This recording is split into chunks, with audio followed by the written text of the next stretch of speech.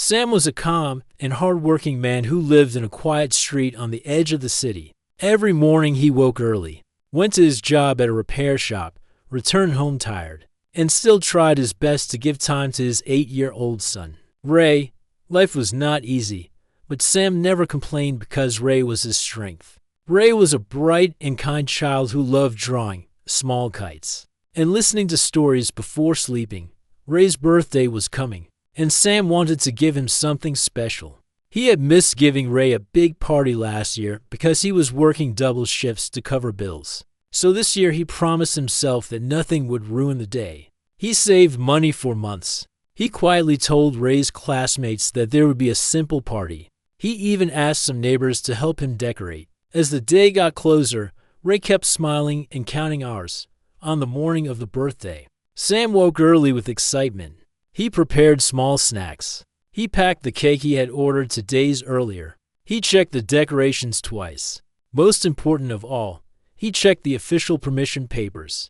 The community yard could only be used by booking, so Sam had gone to the office, filled the form, paid the small fee, and received a written approval with a stamp. He folded the paper carefully and placed it in his pocket. He felt safe knowing everything was legal. Ray followed him round the house, asking questions. He wanted to know when the guests would arrive, if the kites Sam bought for him could fly in the open yard, and if he could cut the cake himself. Sam answered each question with a warm smile. He told Ray that the day belonged to him and he could do whatever made him happy. By noon, the yard was ready. Bright balloons hung from trees. Colorful ribbons tied to poles danced in the wind. A long table stood in the center with snacks, cups, and the birthday cake covered with a lid. Sam had even added a small Bluetooth speaker that played soft, happy tunes. The place looked cheerful, simple, and filled with love. One by one, the children arrived. They brought small gifts wrapped in plain paper. They ran around the yard, laughing. Parents chatted near the gate. Some neighbors who knew Sam also came. Everyone felt the warm and friendly atmosphere. Ray held his new kite and ran across the yard, letting the tail fly behind him. His laughter echoed like music. Sam stood beside the table, watching his son with pride. It felt like the happiest moment he had seen in a long time. Just as Ray began showing his kite tricks to his friends, a sudden police siren broke the peaceful air. The sound was sharp and loud. It made the children stop. Some parents turned with confusion. Two police cars stopped right outside the community gate. 4 officers stepped out. All of them looked serious even though there was no emergency around. Sam felt a strange fear rising inside him even before they said anything. He walked toward them politely, thinking maybe someone nearby needed help. The officer in front shouted loudly, asking who had organized the gathering. Sam stepped forward and explained calmly that it was his son's birthday and they had permission. The officer did not ask to see the papers. Instead, he began talking in a commanding voice. He said the event was illegal because no one had informed the station. He said gatherings could not be held without notifying their team. Sam tried politely to explain that the community office had already approved everything. He reached into his pocket to pull out the permission paper, but before he could unfold it, the officer waved his hand as if refusing to listen. The second officer walked straight to the table and pushed the cups aside. A cup fell and spilled juice on the cloth. Another officer walked to the children and told them to stop playing immediately and move away from the yard. The music speaker was turned off. Balloons were pulled down. Decorations were torn. The children looked confused and scared. The parents tried to understand what was happening. Ray stood frozen near the gate. His small hands held the kite tightly. He looked at Sam with wide eyes. Sam felt a heavy pain inside his chest. He walked firmly toward the officers and again tried to show the permission paper. The officer nearest to him grabbed it from his hand without care. He crumpled it and tossed it to the ground. He said the paper meant nothing and the gathering must end. Sam could not believe what he was seeing. He had done everything the right way. He had followed every rule. Yet his son's party was being destroyed right in front of him. He tried to argue, but one officer warned him to step back. Sam looked around and saw the fear on children's faces. He saw Ray's trembling lips and his shaking hands. He swallowed his anger because he did not want the situation to grow worse in front of his son. Parents began taking their children home. Some apologized to Sam even though none of this was his fault. The yard emptied slowly until only Sam, Ray, and a few torn decorations were left. The officers walked away after clearing the area, speaking to each other casually as if they had done nothing wrong. When the cars drove off, silence filled the yard.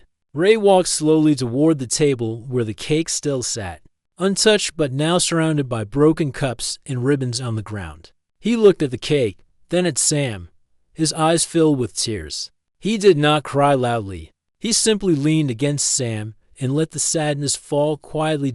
Sam lifted his son into his arms. He held him tight. His heart felt heavy and helpless. He looked around at the mess. What was supposed to be a bright birthday had turned into a memory filled with fear and confusion. Sam knew Ray would remember this day forever, and that hurt him more than anything else. That night Ray cried in small silent bursts as he lay beside Sam. The torn kite rested on the table. Sam spent hours staring at the ceiling.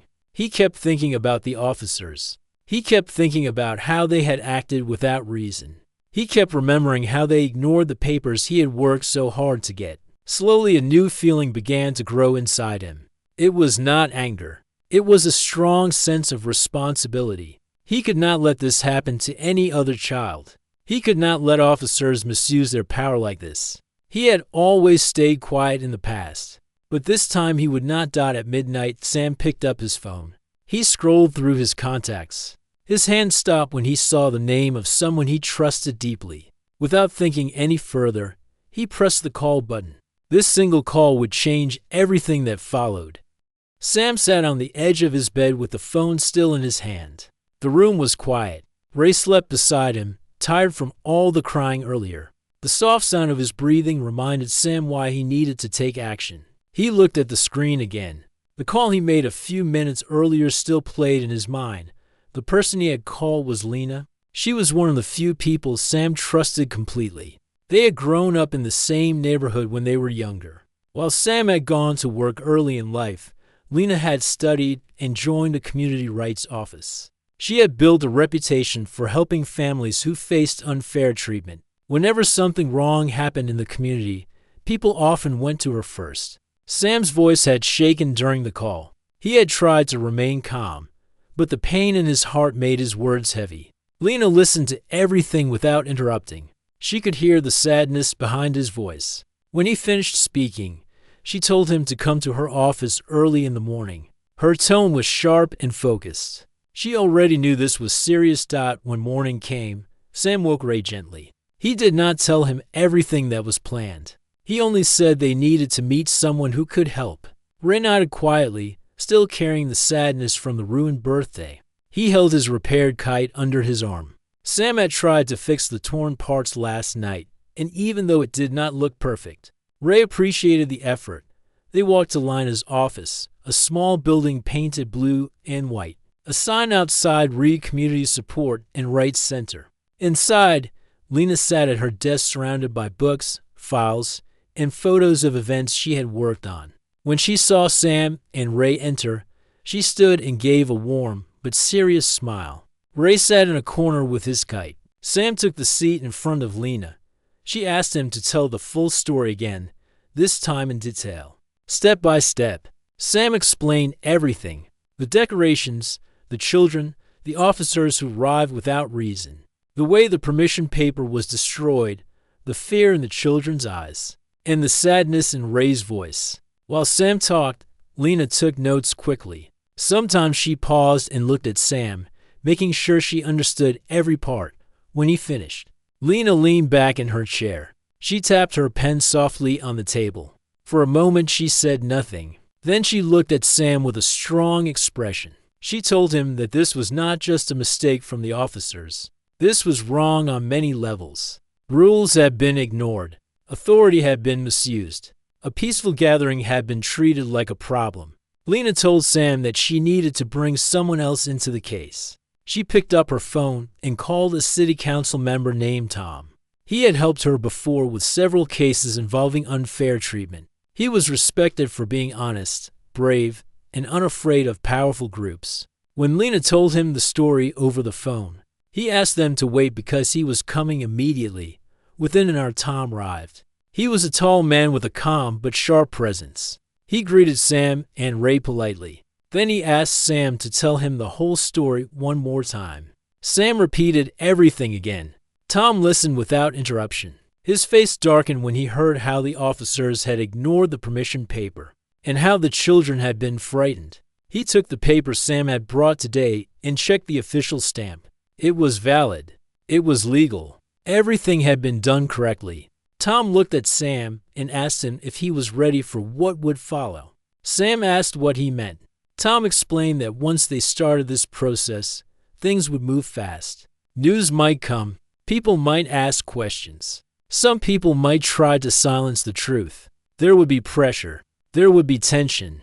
But if Sam wished to continue, they could bring the case to the highest level. Without hesitation, Sam said yes. He said he was not doing this for revenge. He only wanted fairness. He wanted no other parent to suffer what he had suffered. He wanted no other child to face what Ray had faced. Tom nodded firmly. He said that was the right reason. Tom made several calls. He contacted the City Oversight Board. He contacted lawyers he trusted. He contacted a few community leaders. Each call he made increased the seriousness of the case. Sam could feel the weight of the moment. He watched Tom move with purpose, as if he had waited for a case like this to push for real change. Finally, Tom made one last call. He spoke to the police chief of the district. He explained what had happened. From the outside, Sam could hear the sharp tone in Tom's voice. He spoke clearly, listing each detail, each rule broken, and each action the officers had taken. When the call ended, Tom turned towards Sam and said the chief would contact him again soon. He said things would begin to move from this point forward.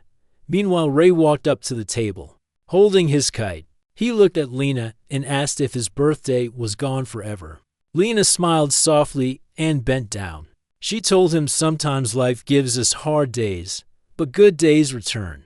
She promised him that his birthday story was not finished yet. Ray nodded slowly, still unsure but comforted by her warm voice. Over the next few hours, things changed quickly. The police chief called back and said he was ordering the officers involved to come to the station immediately. An internal investigation was being opened. The chief asked for videos and reports. Tom told Sam this was the first step and an important one. Before they left, Lena told Sam to stay available for questions and meetings. She assured him he was not alone. The community office would stand with him the entire way. Tom also said he would visit again soon with updates. When Sam and Ray walked out of the building, the sun was bright. The street felt busy. People were rushing to their work. Vendors were calling out their prices, and cars were honking. But Sam felt a strange heaviness mixed with hope.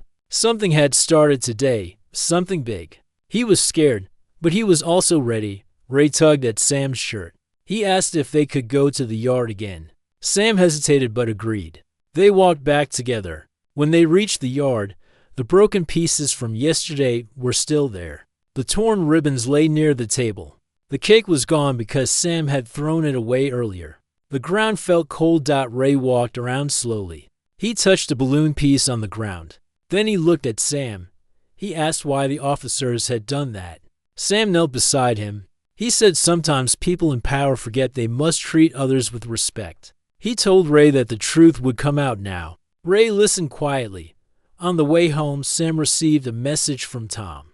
It said the story needed to be recorded properly with photos and documents. Lena had already started gathering everything. They would need Sam's help to rebuild the timeline of events. Sam agreed immediately. That night, Sam sat at the table writing down every detail while Ray colored near him. The house felt calm. Sam felt stronger than he had yesterday. Yesterday he felt broken. Today he felt determined. He did not know yet that the next days would bring crowds, reporters, reactions from the entire city, and a turning point no one expected. But he was ready to face whatever came. The officers had misused their power, but now the truth was moving forward like a wave that could not be stopped. The phone call he made last night had done more than he imagined. It had woken the city. It had started a path that would not end until justice was done. The next morning, Sam woke earlier than usual. Ray was still asleep, holding his kite close to his chest.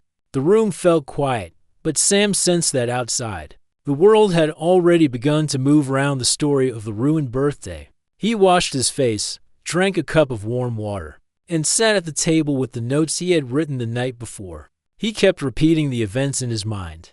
The decorations, the permission paper, the loud voices of the officers, the tears in Ray's eyes. Every memory felt sharp, but instead of breaking him, the memories made him stronger. He knew he had to continue the fight. He was no longer just a father. He was someone standing for every family in the community who had felt helpless at the hands of unfair treatment. A message buzzed on his phone. It was from Lena. She asked Sam to come to the office again. She said people were already responding to the story. Sam gently woke Ray and told him they had to go meet Aunt Lena again. Ray nodded quietly and held Sam's hand. When they reached the office, they saw a small group of neighbors waiting outside. Some were parents from the birthday party. Others were people from nearby houses who had heard about the incident. They stopped Sam and told him they supported him. One mother said her child could not sleep the night after the party because he kept remembering the officers shouting. Another neighbor said the community had faced similar moments before, but had always stayed silent. Now they felt they had a chance to speak up. Inside the office, Lena sat with a pile of papers and her laptop open. She looked tired but determined. She told Sam that the story had reached a local news channel. In the morning news update, the channel had spoken lightly about a father whose child's birthday party was interrupted by officers. They had not shared full details, but the small mention had made people curious. Lena said she planned to release the full story soon with photos and official documents. She had organized everything neatly. She asked Sam if he was comfortable with this. Sam took a deep breath and said yes. He wanted the truth to be known. He wanted people to see how the officers had acted. He wanted people to know that he had followed every rule and still faced this unfairness. As they talked, the door opened and Tom entered. He looked more serious than the day before. He told Sam that the police chief had reviewed the first set of reports. The chief was shocked by what he had seen in the early body camera footage. Tom explained that even though the footage was short and incomplete, it already showed the officers speaking in an unprofessional way. It showed them ignoring the permission paper. It showed them treating the event like a problem instead of a child's birthday. Tom said a full investigation was officially open. The officers had been asked to step back from duty until the investigation finished. This was a good sign, Tom said. It meant the chief understood the seriousness of what had happened. Ray looked at Tom and asked if the officers would ruin someone else's birthday too. Tom knelt down and told him that this time they would not. He said many adults were working to stop that from happening again. Lena told Sam that they needed to collect witness statements. Sam agreed to visit parents and neighbors to ask them for their version of the events. He wanted everything to be documented. He wanted no part of the truth to be lost. In the afternoon, they walked through the neighborhood. People came to their doors when they saw Sam. Some handed him written statements. Others recorded short messages on Lena's phone, telling what they saw. One father said he felt helpless when the officers shouted at the children. One mother said she cried that night because she felt the birthday had been stolen from the whole community, not just Ray. As the day went on, the number of supporters grew. People shared the story online. Photos of the yard before and after the officers arrived spread quickly. The image of Ray's torn kite became a symbol of the ruined celebration. People commented that a child's happiness should never be treated with such disrespect. Others wrote that even simple families deserved fairness. By evening, the story had reached a larger news station. A reporter called Lena and asked for an interview. She agreed, but only if they showed the story honestly. She did not want the truth to be twisted. The reporter promised to be fair. Later that night, the news aired a full segment about Ray's birthday. They showed the decorated yard. They showed the photos Sam had taken. They talked about how the officers had ignored the permission paper. They mentioned the ongoing investigation. They showed interviews from parents and neighbors. They did not show Ray directly, but they told his story with respect in houses across the city. People watched the news and felt anger rise inside them. Many families had their own stories of unfair treatment. The birthday story felt like a spark that lit something inside the community. People began posting their own experiences. They spoke about times when they felt powerless. Some wrote long messages saying this was not just about one birthday, but about the safety and dignity of every family. The next morning, a crowd gathered outside the police station. They held signs saying fair treatment for all and families deserve respect. They were peaceful, but their voices were strong. Reporters stood near them, taking notes and recording videos. Sam stood far behind the crowd with Ray beside him. He did not join the shouting. He simply watched. He had never imagined that a small birthday party would lead to such a large moment. He felt both shocked and humbled. Meanwhile, inside the station, the officers involved were being questioned. They tried to defend themselves, but the evidence was strong. The body camera footage showed them ignoring Sam's polite explanations. It showed them handling the children's area without care. The chief grew more frustrated as he watched the videos. He had warned these officers in the past about their behavior. Now their actions were publicly exposed. Back at the community office, Lena received messages from other groups offering support. Some were from community centers. Some were from teachers. Some were from young volunteers who wanted to help organize a safe event for Ray. To replace the ruined birthday, Ray sat quietly in a corner drawing a new kite. He used bright colors and drew long tails on it. When Sam saw the drawing, he felt warmth spread through his heart. Ray was recovering slowly, and that meant everything to Sam. Late in the day, Tom returned with news. The regional board had decided to step in. They wanted all the reports, all the videos, and every witness statement. They wanted to review everything themselves to make sure nothing was hidden. Tom said this was a sign that the case had grown beyond the local level.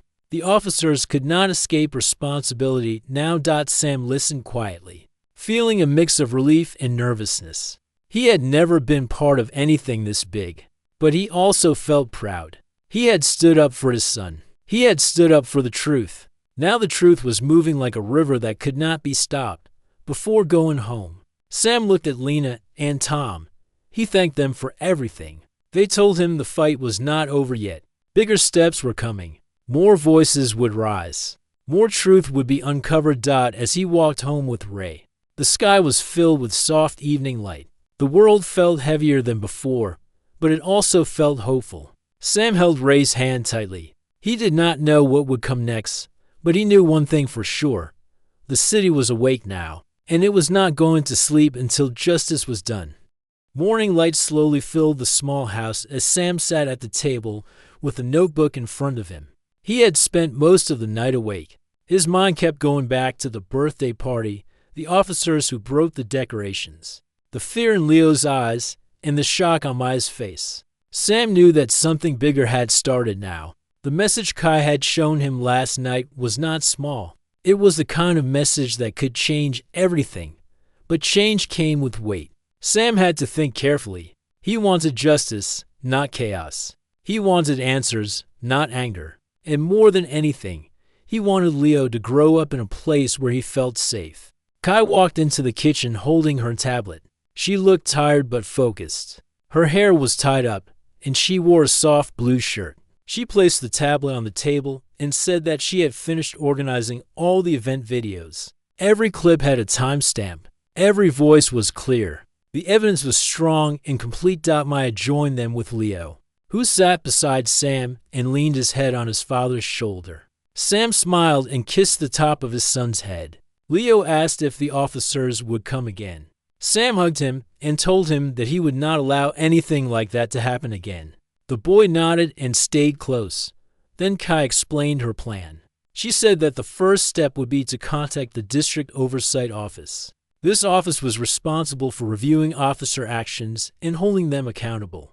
But Sam listened carefully as she continued. She said that the Oversight Office only worked fast when someone important pressed the issue.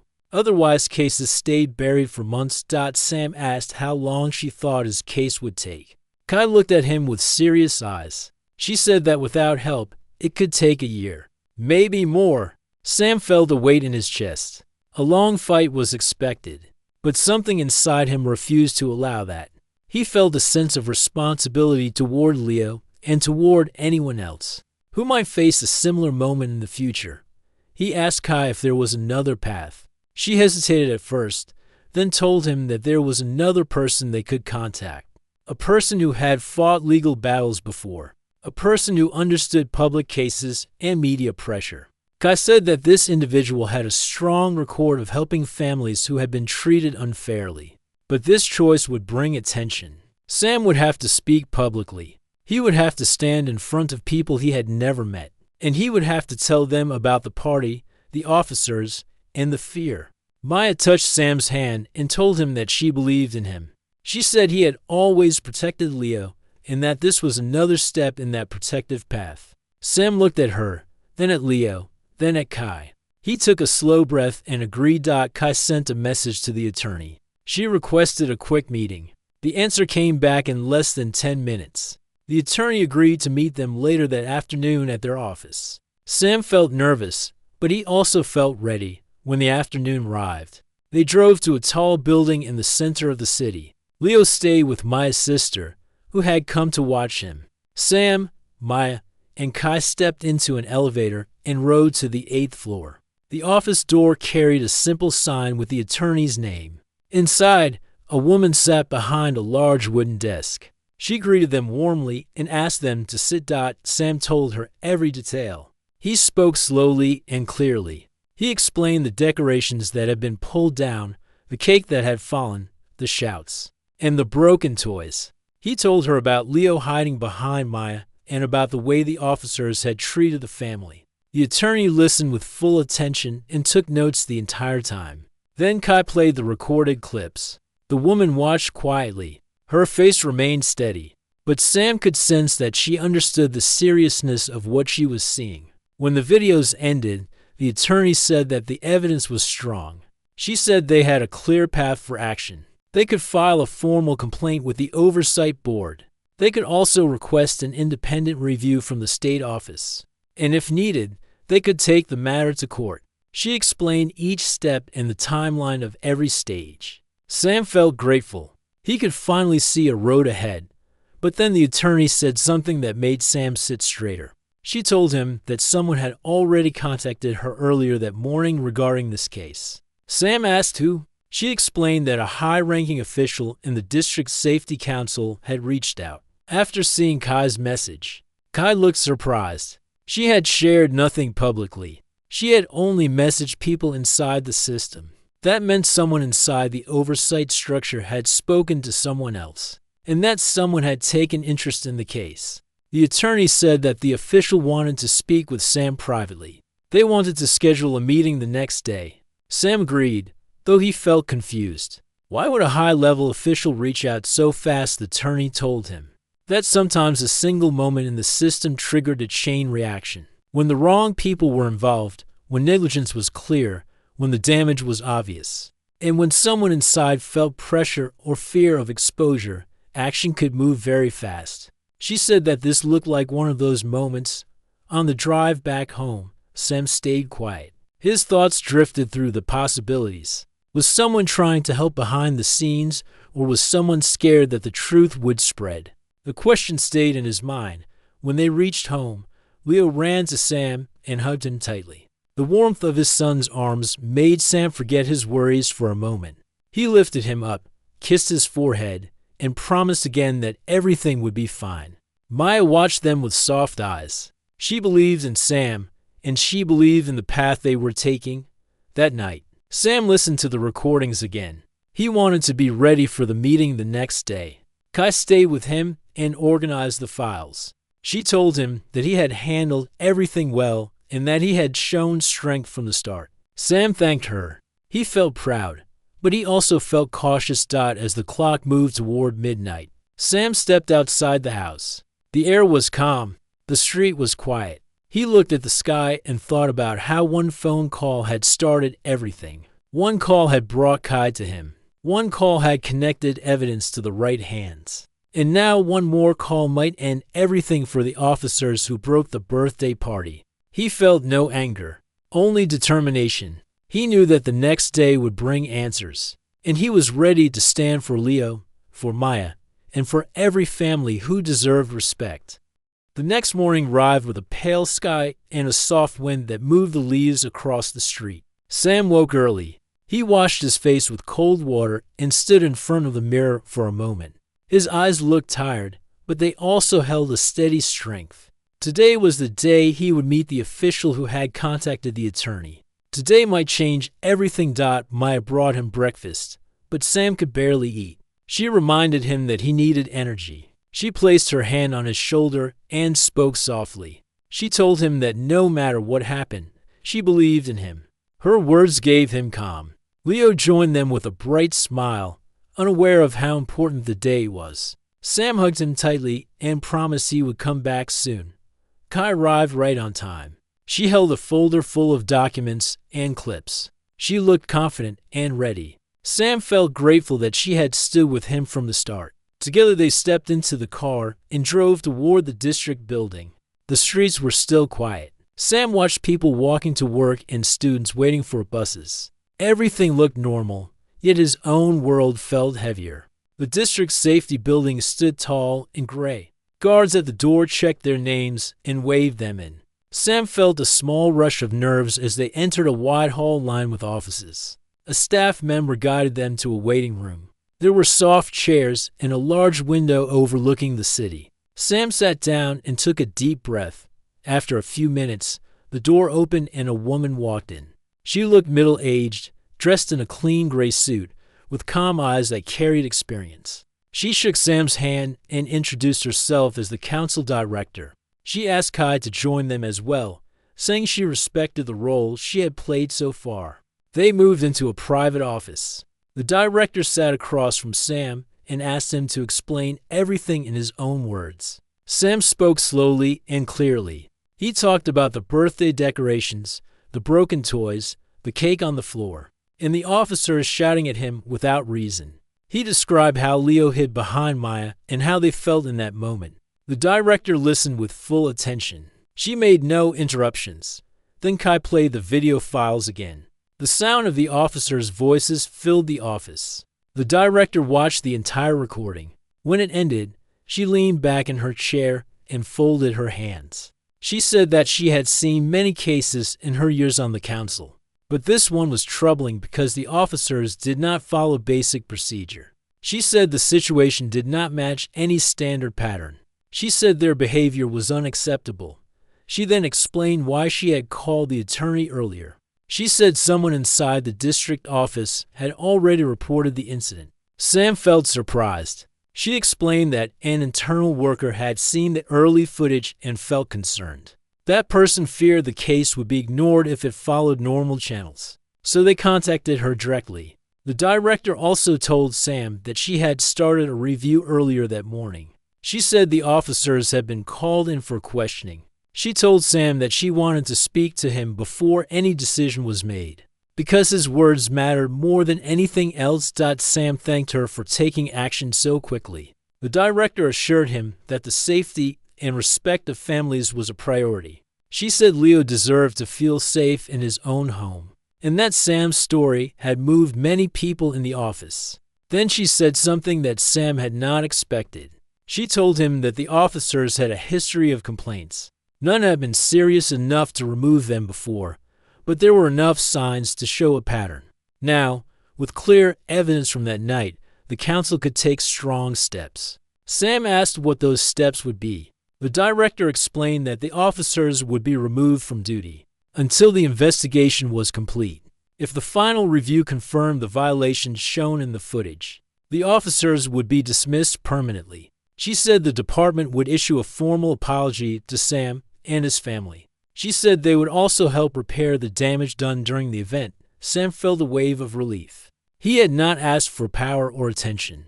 He had only wanted fairness. What he heard now felt like a real answer. After the meeting ended, Sam and Kai walked out of the building. Sam's steps felt lighter, though he was still processing everything. Maya called him and asked how the meeting went. Sam told her that the truth had spoken louder than anything else. She sounded relieved and proud. When Sam reached home, Leo ran to him with open arms. Sam lifted him up and spun him round. Maya hugged both of them. She had tears in her eyes, but also a smile of peace. She told Sam that he had done the right thing. Leo asked if the officers would come back. Sam told him no. He said that grown-ups who made mistakes had to face the consequences. Leo nodded, trusting his father's words. Later in the evening, neighbors arrived with food, toys, and warm wishes. Many of them had heard what happened. Some said they had seen similar problems before, but had never been able to speak up.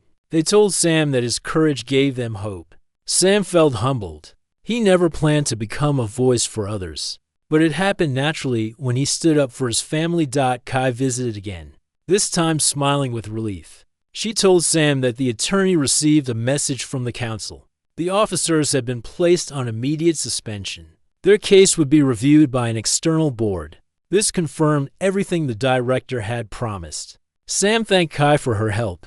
Without her presence, nothing would have moved this fast. Night settled over the street. Soft lights glowed from windows. Laughter floated from houses. It felt peaceful for the first time since the birthday party. Sam and Maya sat on the porch while Leo played with a new set of building blocks. The neighbors had brought. Sam looked at the quiet street and felt a sense of closure. He thought about how the story had begun with a ruined celebration and fear in his son's eyes. But it ended with protection, unity, and justice. One phone call had opened a door. One recorded moment had revealed the truth. And one determined father had made sure his son's first memory of standing up against wrongdoing would be a story of strength, not fear. Sam held Maya's hand. Leo ran to them with a bright smile. Their home felt safe again. Their hearts felt calm, and their future felt stronger than before. The story ends with hope, fairness, and the belief that standing up for what is right can change lives.